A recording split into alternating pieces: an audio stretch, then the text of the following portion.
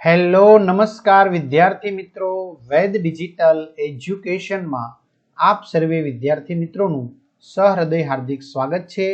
આજે આપણે ધોરણ 6 વિષય સામાજિક વિજ્ઞાન એટલે કે એસએસ નું વાર્ષિક પરીક્ષા 2026 નું 80 ગુણનું પેપર જોવાના છીએ। તો મિત્રો આપણે 80 માંથી 80 ગુણ મેળવવા હોય તો વિડીયોને સંપૂર્ણ નિહાળશો। ચેનલમાં ન હોય ચેનલ સબસ્ક્રાઇબ કરી બાજુમાં બેલ આઇકન પ્રેસ કરો, વિડીયો લાઈક કરો, તમારા મિત્રો દોસ્તોને શેર કરો। તો કેવા પ્રકારના પ્રશ્નો પૂછાઈને આપણે એમાં કઈ રીતે જવાબ લખવાના થાય, તો પહેલો જ પ્રશ્ન છે વિકલ્પમાંથી સાચો વિકલ્પ પસંદ કરો। તો મહાવીર સ્વામીએ લોકોને પોતાનો ઉપદેશ કઈ ભાષામાં આપ્યો? પ્રાકૃત અને અર્ધમાગધી। ત્રિપિટક ગ્રંથો કયા ધર્મ સાથે જોડાયેલા છે? બૌદ્ધ। જૈન ધર્મના પ્રથમ તીર્થકર કોણ હતા? ઋષભદેવ। નીચેનામાંથી કોણે સિદ્ધાર્થનું પાલન પોષણ કર્યું હતું? ગૌતમી મહાપ્રજાપતિ। મહાવીર સ્વામીએ આપેલ 5 વ્રતો પૈકી કોનો સમાવેશ નીચેનામાંથી થતો નથી? કેવલ જ્ઞાન। ગૌતમ બુદ્ધના પ્રથમ ઉપદેશને શું કહેવામાં આવે છે? ધર્મચક્ર પ્રવર્તન। ગૌતમ બુદ્ધને કયા દિવસે જ્ઞાન પ્રાપ્ત થયું હતું? વૈશાખી પૂર્ણિમાના દિવસે। ગૌતમ બુદ્ધ કયા વૃક્ષની નીચે બેસીને સત્ય અને જ્ઞાન માટે સાધના કરી હતી? પીપળાના।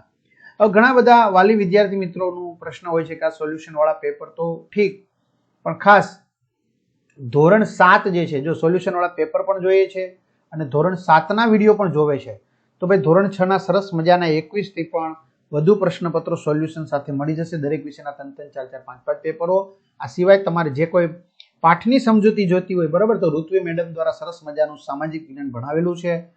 એના સ્વાધ્યાય તો ગૂગલ પ્લે સ્ટોર કે જ્યાંથી આપણે ગેમ ડાઉનલોડ કરીએ ત્યાં જઈને વેદ ડિજિટલ એજ્યુકેશન નામની એપ્લિકેશન ડાઉનલોડ કરો, ઓપન કરશો, પેજ ખુલે, તમારા પોતાના મોબાઈલ નંબર નાખો, સેન્ડ ઓટીપી કરો, 4 આંકડાનો ઓટીપી નાખશો એટલે પેડ કોર્સમાં વિદ્યાર્થી મિત્રો આ તમને ધોરણ 6 ની પીડીએફ, 3 થી 12 માં 3 થી 12 ના વિડીયો, તમારું ધોરણ પસંદ કરી વિષય પ્રમાણે પાઠવાજ વિડીયો જોઈ શકશો, અથવા તો 7મા નો વિડીયો પણ જોઈ શકશો।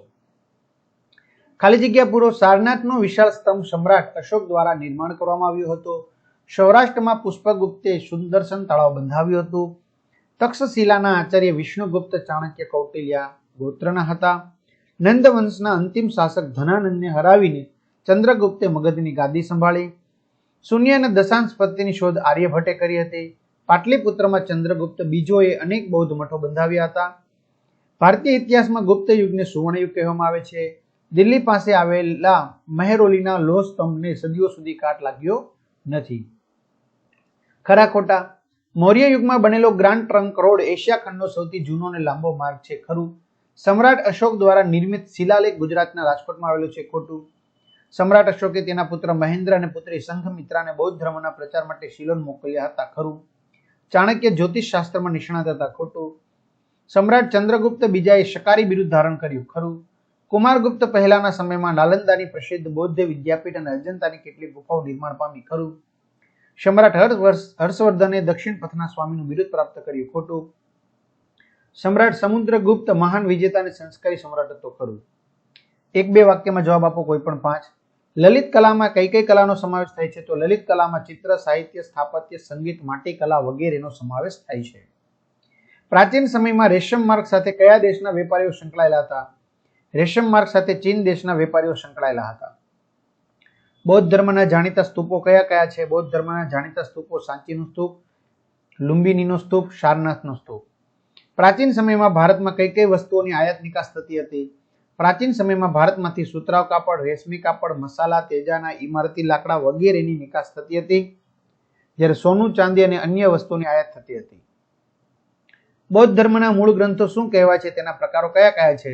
બૌદ્ધ ધર્મના મૂળ ગ્રંથો ત્રિપિટક કહેવાય છે। તેના 3 પ્રકારો છે: સુત્ત પિટક, વિનય પિટક અને અભિધમ્મ પિટક।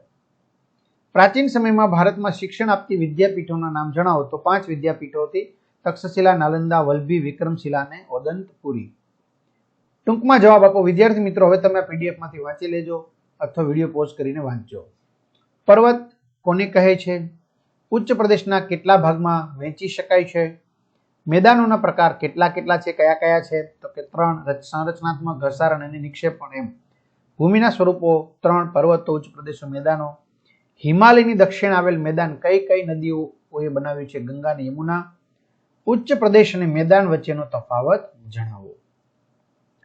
ત્યાર પછી તમારે નકશામાં માળવાનું ઉચ્ચ પ્રદેશ, હિમાલયની પર્વતમાળા, લક્ષદ્વીપ, ગંગાનું મેદાન, અરબ સાગર અને કચ્છનો અખાત દર્શાવવાના છે.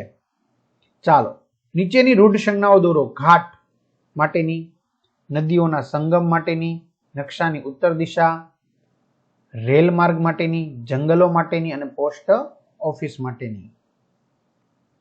જોડકા જોડો. તલાટી તો ગ્રામ પંચાયતના વહીવટી અધિકારી, તાલુકા કક્ષાના વહીવટી અધિકારી TDO, જિલ્લા ચૂંટણી અધિકારી કલેક્ટર, મહાનગરપાલિકાના વડા મેયર, જિલ્લા પંચાયતના વહીવટી વડા DDO. ચાલો, પ્રશ્નના જવાબ આપો કોઈ પણ 3.